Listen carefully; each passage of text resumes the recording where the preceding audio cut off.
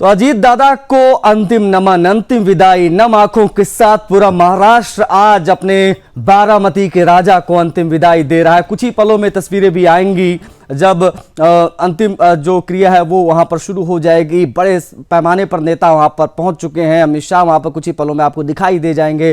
गोवा के मुख्यमंत्री की तस्वीरें हमने आपको दिखाई और अजित पवार का एक विमान हादसे में जो निधन हुआ उसके बाद क्या राजनीतिक प्रतिक्रियाएं आई हैं, सत्ता के गलियारों से क्या प्रतिक्रियाएं आई हैं, जरा एक बार वो सुन लीजिए।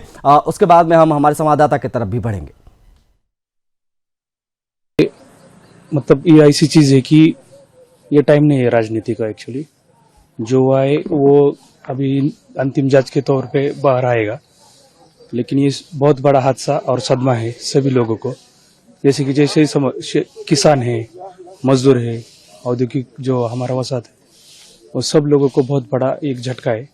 ये राजनीति का टाइम भी नहीं है और ऐसा हो जाएगा अभी। तो एक रोल मॉडल बनना पड़ता है, एक मॉडल ऑफ लोगों को प्रेजेंट करना पड़ता है। बारामती ऐसा ही है, एक रोल मॉडल बना के खड़ा किया है। व्हाट इज डेवलपमेंट, विकास कैसा होना चाहिए, किस दर्जे से होना चाहिए और कैसे मेंटेन करना चाहिए, बहुत बड़ा एक मॉडल, रोल मॉडल बारामती बनाया है। भगवान के पास न्याय नहीं है, ऐसा ही मैं कहूँगा कि इतना बड़ा अच्छा नेता हमें सबको छोड़ के चले गए हैं। और एक याद मैं बताता हूँ कि कल के 25 तारीख में नांदेड़ में जो हिंद का चादर प्रोग्राम हुआ, सारा दिन उनके साथ रहने का मुझे सहयोग मिला। पूरे नांदेड़ वासियों की मुलाकात हो गई, मगर हमारा दुर्भाग्य है कि हाँ, ये नेता हमको छोड़ के चले गए। नांदेड़ में सभा नहीं थी, नांदेड़ से उतर के और जगह जाने वाले थे कि नांदेड़ में इलेक्शन नहीं था, परभनी वगैरह जाने वाले थे, मगर हमारा दुर्भाग्य यह है कि इतना अच्छा नेता हम छोड़ के चला गया। और महाराष्ट्र के प्रगति में उनका जो अनुदान है, योगदान है, वो बहुत ही हर किसी को प्रेरणा देने वाला अनुदान योगदान है।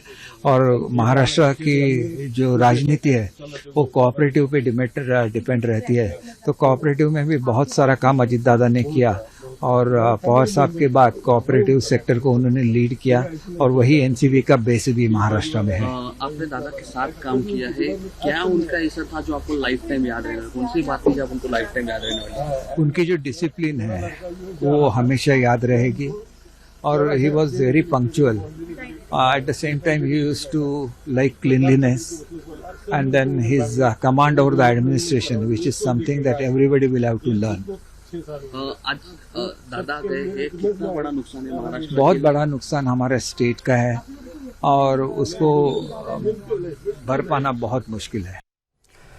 तो पूरा महाराष्ट्र दुख में है, एक खालीपन महसूस कर रहा है। आज अजीत दादा को अंतिम नमन का दिन है। प्रतिक्रियाएं हमने आपको दिखाई एनसीपी के लीडर्स की और देश दुनिया से तमाम जो प्रतिक्रियाएं आई हैं वो हम आपको दिखाई रहे। लेकिन बाबूलाल राठौर जो हमारे संवाददाता हैं उनकी तरफ हम बढ़ेंगे, बात करेंगे। बाबूलाल, ज़रा बताइए, आज पूरा महाराष्ट्र अजीत पवार को किस रूप में याद कर रहा है? एक नेता के तौर पर, प्रशासक के तौर पर या अपने प्यारे दादा के तौर पर? किस प्रकार से आज प्रतिक्रियाएं आई हैं, किस प्रकार से लोग याद कर रहे हैं, बताइए क्या जानकारियाँ बाबूलाल।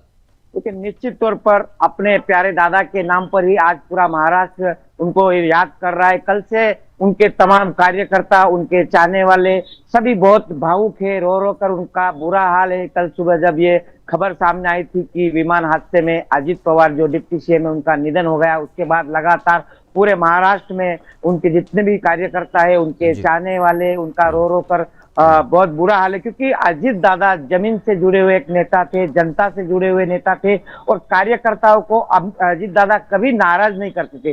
छोटे से छोटे कार्यकर्ता को भी फोन पर वो डायरेक्ट बात करते थे और इनका इतना लगाव था कार्यकर्ताओं के साथ और कार्यकर्ता भी उनके साथ जुड़े हुए थे। वही तस्वीरें आज हम देख रहे हैं कि पिछले 2 दिन से जो हम देख रहे हैं कि बारामती में जन सैलाब उमड़ा हुआ है, रो रो कर बुरा हाल है।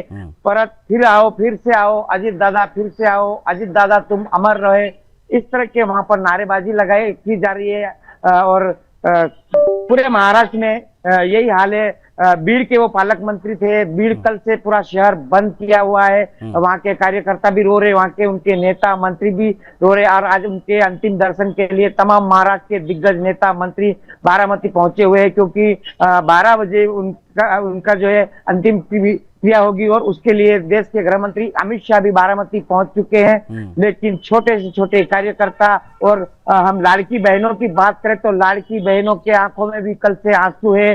कल से मातम छाया हुआ है, शोक मना रहे हैं, क्योंकि लाड़की बहनों को किस तरह से उम्मीद थी अजीत दादा से। अजीत दादा कभी भी लाड़की बहनों को उनको हमेशा याद करते थे। किसी भी कार्यक्रम में जाते थे या सभा होती थी तो लाड़की बहनों का जिक्र वो पहले करते थे। लाड़की बहनों के लिए उन्होंने पिंक कलर के रिक्शा भी लाए थे उनकी मदद के लिए। तो काफी सारी चीजें हैं जो अजीत दादा को नजदीक करती थी जनता से, और इसी के चलते आज जनता का प्यार सामने देखने को मिल रहा है। उन्हें यकीन नहीं हो रहा है कि अजीत दादा हमारे बीच में नहीं है, बिल्कुल भी यकीन नहीं हो रहा है। वह बहुत कार्यकर्ताओं को तो ऐसा कहना है कि ये खबर शायद झूठी निकल जाए, लेकिन ईश्वर को यह मंजूर नहीं था और आखिरकार आज अजीत दादा जो है बारामती में ही आज उनका अंतिम संस्कार होगा।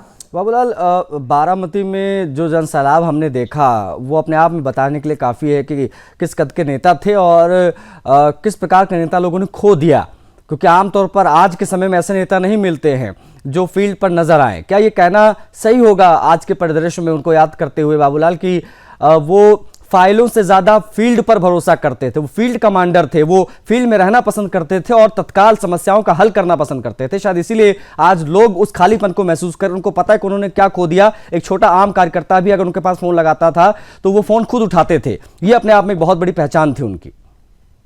बिल्कुल, इसीलिए उनको जमीन से जुड़े हुए नेता कहा जाता था। वो छोटे छोटे कार्यकर्ताओं से सीधे फोन पर बात करते थे और सुबह 6 बजे से ही वो जो है अपने काम पे लग जाते थे। चिंता नहीं करते थे कि घड़ी में कितनी बज रही है रात।